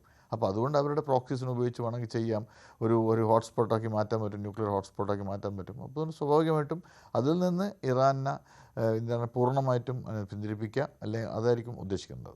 തീർച്ചയായും. ശ്രീജിത്ത്, ഈ അമേരിക്കയ്ക്ക് നേരത്തെ പറഞ്ഞതുപോലെ 2 ലക്ഷ്യങ്ങൾ വളരെ പ്രധാനമാണ്. ഒന്ന്, ഈ ആണവ വിഷയങ്ങളുമായി ബന്ധപ്പെട്ട് ഇറാനെ പിന്തിരിപ്പിക്കുക. 2, ഭരണകൂടത്തെ അട്ടിമറിക്കുക. പക്ഷേ അതിനുശേഷം ഇറാനെ വരുതിയിലാക്കാൻ, രണ്ടുപേരുടെയും പൊതുശത്രുവാണല്ലോ, ഇസ്രായേലിൻ്റെ അമേരിക്കയുടെ പൊതുശത്രുവാണ്. ഒപ്പം ഇസ്രായേലിനെ പശ്ചിമേഷ്യയിലെ വളരെ പ്രധാനപ്പെട്ട പൊസിഷനിൽ ഇരുത്തുക എന്ന ലക്ഷ്യം കൂടി അമേരിക്കയ്ക്കുണ്ട്. അതിന് ഇറാൻ ഇല്ലാതാവണം, അല്ലെങ്കിൽ ഇറാൻ വരുതിക്ക് വരണം. അത് സാധ്യമാകുമെന്ന് കരുതാമോ? ഇപ്പോഴും അമേരിക്കയെ വെല്ലുവിളിച്ചുകൊണ്ടിരിക്കുന്ന പരമോന്നത നേതാവുള്ള ഒരു രാജ്യത്ത് അദ്ദേഹത്തിൻ്റെ പിന്തുടർച്ചാവകാശിയായി വരുന്ന ആൾ അമേരിക്കയ്ക്ക് വഴങ്ങും, അല്ലെങ്കിൽ ലോകത്തെ മറ്റ് അമേരിക്കൻ അലൈസിന് വഴങ്ങുമെന്ന് പ്രതീക്ഷിക്കാനാകുമോ?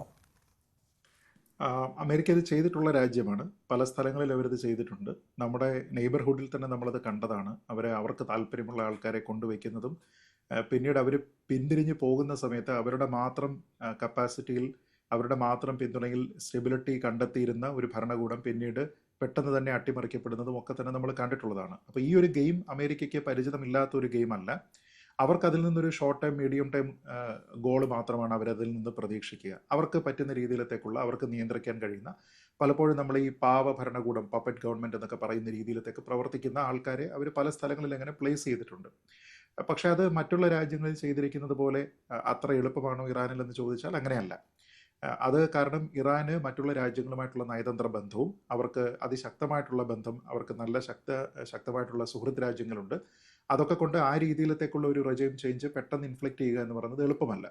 പക്ഷേ ആ റെജൈം ചേഞ്ച് തന്നെയാണ് ഞങ്ങൾക്ക് വേണ്ടത് എന്ന് സൂചിപ്പിക്കുന്ന രീതിയിലത്തേക്കുള്ള പല കാര്യങ്ങളും മുമ്പും അമേരിക്ക പറഞ്ഞിട്ടുണ്ട്. അവരുടെ പഴയ national security adviser John Bolton John Bolton തന്നെ പറഞ്ഞിട്ടുണ്ട്, ഇറാനിൽ ഒരു ഭരണമാറ്റം തന്നെയാണ് ഞങ്ങൾക്ക് വേണ്ടത്, അവിടുത്തെ അധികാര മാറ്റമാണ് ഞങ്ങൾ പ്രതീക്ഷിക്കുന്നത് എന്ന് പറഞ്ഞിട്ടുണ്ട്. ഇപ്പോൾ ട്രംപിൻ്റെ ഒരു പരിപാടി എന്ന് പറഞ്ഞു കഴിഞ്ഞാൽ, ട്രംപ് ഉദ്ദേശിക്കുന്ന അദ്ദേഹത്തിൻ്റെ അമേരിക്ക ഉപയോഗിക്കുന്ന ഒരു മാക്സിമം പ്രഷർ എന്ന് പറഞ്ഞിട്ടുള്ള ഒരു ഡിപ്ലോമാറ്റിക് വേർഡ് ഉണ്ട്. അപ്പോൾ അതുകൊണ്ട് പരമാവധി ഉപരോധം ഇവരെ എങ്ങനെയെങ്കിലും ഏൽപ്പിക്കുക, സാമ്പത്തികമായിട്ട് അവരെ തകർത്തുക, അവിടെ ഏതെങ്കിലും രീതിയിലത്തേക്കുള്ള ഒരു ഒരു അപ്രൈസിങ് അവിടെ ഉണ്ടാക്കാൻ പറ്റുന്ന രീതിയിലത്തേക്ക് ആഭ്യന്തരമായിട്ട് എന്തെങ്കിലും പ്രശ്നങ്ങൾ ഉണ്ടാക്കുക, ഈ രീതിയിൽ ഇങ്ങനെ തകർക്കുക, സാമ്പത്തിക ഉപരോധം നടത്തുക തുടങ്ങിയ കുറേയധികം കാര്യങ്ങളായിരിക്കും ഒരു പക്ഷേ അവരുടെ ഭാഗത്തു നിന്നുണ്ടാവുക. ഇൻറ്റേർണലായിട്ട് ഒരു ഡീസ്റ്റെബിലൈസേഷൻ ക്യാമ്പയിൻ ഉണ്ടായില്ല എങ്കിൽ അമേരിക്കയ്ക്ക് ഈ പറയുന്ന കാര്യങ്ങളൊന്നും തന്നെ അത്ര എളുപ്പമല്ല. അപ്പോൾ സാങ്ഷൻസിൻ്റെ കാര്യത്തിലാണെങ്കിലും, അവരെ ഐസൊലേറ്റ് ചെയ്യാനുള്ള മൊത്തത്തിലുള്ള കാര്യങ്ങളുടെ പേരിലാണെങ്കിലും, ഇൻറ്റേർണലി ഒരു റിഫ്റ്റ് ഡെവലപ്പ് ചെയ്യുന്നതിന് വേണ്ടിയിട്ടാണെങ്കിലും ഒക്കെ തന്നെ പൊടുന്നനെ സാധിക്കുന്ന ഒരു കാര്യവുമല്ല. അതിനൊക്കെ തന്നെ ദീർഘകാലം എടുക്കുന്ന കാര്യമാണ്. തന്നെയുമല്ല, ഇതൊക്കെ തന്നെ ഒരു പക്ഷേ ആൾക്കാരെ സംബന്ധിച്ചിടത്തോളം ഒരു റെജൈം ചേഞ്ച് എന്നതിനപ്പുറത്തേക്ക് രാജ്യത്തിനെതിരായിട്ടുള്ള ഒരു ആക്രമണം എന്ന രീതിയിലത്തേക്ക് കൂടി കാണാൻ സാധ്യതയുള്ള ഒരു ജനത കൂടിയാണ് ഇറാനിയൻസ്. കാരണം അത്രത്തോളം ദേശസ്നേഹമുള്ള, ദേശീയ താല്പര്യത്തിൽ പ്രവർത്തിക്കുന്ന നിരവധി ആൾക്കാരുള്ള ഒരു രാജ്യം തന്നെയാണത്. അതുകൊണ്ട് മറ്റൊരു കലാപകലുഷിതമായിട്ടുള്ള ഒരു രാജ്യത്തിനെ ഡീസ്റ്റെബിലൈസ് ചെയ്യുന്നത് പോലെ തന്നെ ഒരു റെജൈം ചേഞ്ച് വരുത്തുന്നതിന് അത്ര എളുപ്പമല്ല. അഥവാ അമേരിക്ക മുമ്പ് നമ്മുടെ നാടുകളിലൊക്കെ അല്ലെങ്കിൽ ഈ അടുത്ത സ്ഥലങ്ങളിലൊക്കെ തന്നെ സമീപകാലത്ത് പയറ്റിയിരിക്കുന്നത് പോലെയുള്ള മാർഗങ്ങൾ അവിടെ ജയിക്കണമെന്നില്ല. പക്ഷേ അവർക്ക് വ്യക്തമായിട്ടുള്ള പല താല്പര്യങ്ങളുമുണ്ട്. ആ താല്പര്യം എന്ന് പറഞ്ഞാൽ ഞാൻ നേരത്തെ പറഞ്ഞതുപോലെ കംപ്ലീറ്റ് ന്യൂക്ലിയർ ഡിസാർമമെന്റ് എന്ന രീതിയിൽ ഇറാനെ പ്രഷർ ചെയ്യുക എന്നുള്ളത് തന്നെയാണ് അവരുടെ ഉദ്ദേശം. അപ്പോൾ അതിന് ഒരുപക്ഷെ ഇപ്പോൾ നമ്മൾ കാണുന്ന രണ്ട് പ്രധാനപ്പെട്ട പ്ലെയേഴ്സ്, സ്റ്റേറ്റ് ആക്ടേഴ്സ് എന്ന് പറയുന്നത് ഇസ്രായേലും അമേരിക്കയും മാത്രമാണ് എങ്കിൽ പിന്നീട് അത് മാത്രമായിക്കൊള്ളണമെന്നില്ല. കാരണം അവനവൻ്റെ സാമ്പത്തിക അവസ്ഥ, അവനവൻ്റെ ട്രേഡ്, ഈ കാര്യങ്ങളെ ബലി കഴിപ്പിച്ചുകൊണ്ട് ഇറാനോടൊപ്പം സൗഹൃദത്തിന് നിൽക്കുന്ന ഏതെങ്കിലും രാജ്യം ഉണ്ടാകുമെന്ന് ഞാൻ കരുതുന്നില്ല. അപ്പോൾ നമ്മൾ ഈ ഹോർമുസ് കടലിടുക്കിനെ പറ്റി മാത്രം പറഞ്ഞു കഴിഞ്ഞാൽ ലോകത്ത് പ്രൊഡ്യൂസ് ചെയ്യപ്പെടുന്ന മൊത്തം ഓയിലിൻ്റെ ഏതാണ്ട് 20%, 5 ലിറ്ററിൽ 1 ലിറ്റർ വെച്ച് അവിടെ ട്രാൻസ്പോർട്ട് ചെയ്യപ്പെടുന്നു എന്നാണ് അതിൻ്റെ കണക്ക്. എന്ന് വെച്ചാൽ അവിടെ കപ്പലുകളെ തടയുകയോ മറ്റെന്തെങ്കിലും പരിപാടിയുമായിട്ട് ഞങ്ങൾ മുന്നോട്ട് പോകും എന്ന് ഇറാൻ പറഞ്ഞാൽ അത് ഇസ്രായേലിനെ അല്ല നേരിട്ട് ബാധിക്കുന്നത്, അമേരിക്കയെ അല്ല നേരിട്ട് ബാധിക്കുന്നത്, മറിച്ച് ഇവർക്ക് കൂടി സൗഹൃദമുള്ള രാജ്യങ്ങളെ ഉൾപ്പെടെയുള്ള ആ റീജിയനിൻ്റെ മൊത്തത്തിലുള്ള ഒരു പ്രഷർ പോയിൻ്റാണത്. അതിൽ സൗദി അറേബ്യയ്ക്ക് വലിയ ബുദ്ധിമുട്ടുണ്ടാകാം, കുവൈറ്റിന് വലിയ ബുദ്ധിമുട്ടുണ്ടാകാം, UAEക്ക് വലിയ ബുദ്ധിമുട്ടുണ്ടാകാം. ഇവരൊക്കെ തന്നെ അമേരിക്കയുമായിട്ട് സഹകരിച്ച് പോകുന്ന രാജ്യങ്ങളാണ്, അവരെ പല രീതികളിൽ അവരുടെ പാർട്ട്ണർമാരായിട്ട് പ്രവർത്തിക്കുന്ന രാജ്യങ്ങളാണ്. ഇവരൊക്കെ തന്നെ ആ റീജിയനിലെ വലിയ ഓയിൽ പ്രൊഡ്യൂസിങ് കൺട്രീസുമാണ്. അപ്പോൾ ഇവരെ സംബന്ധിച്ചിടത്തോളം അവരുടെ ട്രേഡ് വലിയ പ്രാധാന്യമുള്ളതാണ്. അപ്പോൾ ആ ട്രേഡിനെയും അവരുടെ വരുമാനത്തിനെയും അവരുടെ സാമ്പത്തികമായിട്ടുള്ള ഭദ്രതയും ഒക്കെ തന്നെ മറികടന്നുകൊണ്ട് ലോങ് ടൈമിൽ ഈ ഞാൻ നേരത്തെ പറഞ്ഞതുപോലെ അൺഎത്തിക്കൽ എന്ന് വ്യാഖ്യാനിക്കാവുന്ന തരത്തിലുള്ള ഒരു ന്യൂക്ലിയർ പ്രോഗ്രാമിനെ ഡിഫെൻഡ് ചെയ്യേണ്ടുന്ന ഒരു കാര്യം അവർക്ക് ലോങ് ടൈമിൽ ഉണ്ടെന്ന് എനിക്ക് തോന്നുന്നില്ല. റീജിയണൽ സ്റ്റെബിലിറ്റി നോക്കിയിട്ടാണ് ഈ രാജ്യങ്ങളെല്ലാം തന്നെ ഒരുപക്ഷെ ഇത് സമാധാനം ഉണ്ടാകണം, പ്രശ്നമുണ്ടാകരുത്, ഇവിടേക്ക് ആക്രമണം നടത്തരുത് എന്നൊക്കെയുള്ള സ്റ്റേറ്റ്മെൻറ്റ് നടത്തുന്നത്. അപ്പോൾ ആ സ്റ്റേറ്റ്മെൻറ്റുകളെ നമുക്ക് പൂർണ്ണമായിട്ട് വിശ്വസിക്കാൻ കഴിയുമോ, എല്ലാ കാലത്തും അവർ അത് തന്നെ പറയുമോ എന്നൊക്കെ ചോദിച്ചു കഴിഞ്ഞാൽ അങ്ങനെ പറയാനുള്ള സാധ്യതയുണ്ട് എന്ന് ഞാൻ കരുതുന്നില്ല. പലപ്പോഴും ഇങ്ങനെയുള്ള പല രാജ്യങ്ങളും പറയുന്ന പല സ്റ്റേറ്റ്മെൻറ്റുകളും നമുക്ക് ഈ പാവ്ലോവിയൻ റെസ്പോൺസ് എന്നൊക്കെ പറയാവുന്നത് പോലെയാണ്. അതായത് വളരെ ടഫായിട്ടൊക്കെ സംസാരിക്കും, പക്ഷേ പല ബാക്ക് ചാനൽ ഡിപ്ലോമസിക്ക് വേണ്ടിയിട്ട് ശ്രമിക്കുക, ഈ പ്രഷർ പോയിന്റുകളെ ഒന്ന് ഈസ് ചെയ്യുന്നതിന് വേണ്ടിയിട്ട് എന്തെങ്കിലും ഡിസ്ക്രീറ്റ് ആയിട്ടുള്ള ചർച്ചകൾ നടത്താനായിട്ട് ശ്രമിക്കുക, ഈ രീതിയിലത്തേക്കുള്ള പല കാര്യങ്ങളും നോക്കും. കാരണം ഒരു എക്കണോമിക് ഫോളോ ഔട്ട് എന്ന് പറയുന്നത് ഇവരുടെ ആരുടെയും താല്പര്യത്തിലുള്ളതല്ല. അപ്പോൾ അതുകൊണ്ട് ഞാൻ കരുതുന്നത് അമേരിക്ക വന്നതുകൊണ്ട് ഇറാൻ കീഴടങ്ങി എന്ന രീതിയിലല്ല, എങ്ങനെ ലോങ് ടൈമിലേക്ക് റെസിസ്റ്റ് ചെയ്യാൻ അവരെ ശ്രമിച്ചു കഴിഞ്ഞാലും റീജിയണൽ പ്രഷർ എന്ന് പറയുന്നതിന് ഒരു ഘട്ടത്തിൽ ഇവർ അതിനെ അംഗീകരിക്കേണ്ടി വരും, അതിനെ അവർ കൺസീഡ് ചെയ്യേണ്ടി വരുമെന്നാണ് ഞാൻ കരുതുന്നത്. അങ്ങനെ വന്നാൽ അത് ഇറാനെ സംബന്ധിച്ചിടത്തോളം, അവരുടെ റെജൈമിനെ സംബന്ധിച്ചിടത്തോളം വലിയൊരു പരാജയമായിരിക്കും. ഞാൻ പറഞ്ഞത് അങ്ങനത്തെ ഒരു കണ്ടീഷണലായിട്ടാണെങ്കിലും ഒരു സറണ്ടറിലേക്ക് വന്നാൽ പിന്നീട് അവിടെയുള്ള സ്റ്റെബിലിറ്റി ആ ഗവൺമെൻറ്റിന് എന്താണ് എന്നുള്ളതൊരു പ്രശ്നമാണ്. അപ്പോൾ അവിടെയാണ് ഒരു പക്ഷേ ഓർഗാനിക്കായിട്ട് ആൾക്കാർ ഈ റെജൈം ചേഞ്ച് ഉണ്ടാകണം, ഇങ്ങനെ പ്രകോപിപ്പിക്കുന്ന, ആൾക്കാരെ ബുദ്ധിമുട്ടിലാക്കുന്ന, റീജിയണൽ ത്രെട്ട് ഉണ്ടാക്കുന്ന, പല രാജ്യങ്ങൾക്ക് എക്സിസ്റ്റൻഷ്യൽ ത്രെട്ട് ഉണ്ടാക്കുന്ന ഒരു ഗവൺമെൻറ് നമുക്കിവിടെ വേണോ എന്ന രീതിയിലത്തേക്ക് ആൾക്കാർ ചിന്തിക്കാനുള്ള ഒരു സാധ്യത എവിടെയാണ്. അങ്ങനെ ഒരു ബലപ്രയോഗത്തിലൂടെ, അതായത് ഞാൻ പറയുന്നത് സമ്മർദ്ദം എന്നുള്ളതാണ്, അതല്ല നേരിട്ടുള്ള ഫോഴ്സ് അല്ല, സമ്മർദ്ദത്തിലൂടെ അവരെ വിധേയരാക്കാൻ വേണ്ടിയിട്ട് ഈ രാജ്യങ്ങൾക്ക് സാധിച്ചാൽ ഒരുപക്ഷെ അതിനെ തുടർന്ന് ഒരു റെജൈം ചേഞ്ച് അവിടെ ഉണ്ടാകാനുള്ള സാധ്യത. അതാണ് കാത്തിരുന്ന് കാണേണ്ടത്. എന്താണ് ഇനി അമേരിക്ക ഈ വിഷയത്തിൽ ഇടപെടുന്ന രീതി എന്നുള്ളതാണ്. നന്ദി ശ്രീ മിഥുൻ വിജയകുമാർ, ശ്രീ അരുൺ ലക്ഷ്മൺ, ശ്രീ ശ്രീജിത്ത് പണിക്കർ ഈ ചർച്ചയുടെ ഭാഗമായതിന്. അമേരിക്ക ഇറാനുമായി യുദ്ധത്തിന് ഒരുങ്ങുന്നോ എന്നായിരുന്നു പ്രേക്ഷകർക്കായി ചോദിച്ച ചോദ്യം. ഒരുങ്ങുന്നു എന്ന് അഭിപ്രായപ്പെട്ട പ്രേക്ഷകർ ഉണ്ട്. ഏതാണ്ട് ഭൂരിഭാഗം പ്രേക്ഷകരും ആ തരത്തിൽ തന്നെയാണ് തങ്ങളുടെ അഭിപ്രായം രേഖപ്പെടുത്തുന്നത്. 72% ആളുകൾ ഒരുങ്ങുന്നു എന്ന് തന്നെയാണ് അഭിപ്രായപ്പെട്ടത്. ഇല്ല എന്ന് 23% ആളുകൾ അഭിപ്രായപ്പെട്ടു. 19,837 ആളുകൾ ഈ പോളിൽ പങ്കെടുക്കുകയും ചെയ്തു. പ്രൈം ഡിബേറ്റ് പൂർണ്ണമാകുന്നു. നമസ്കാരം.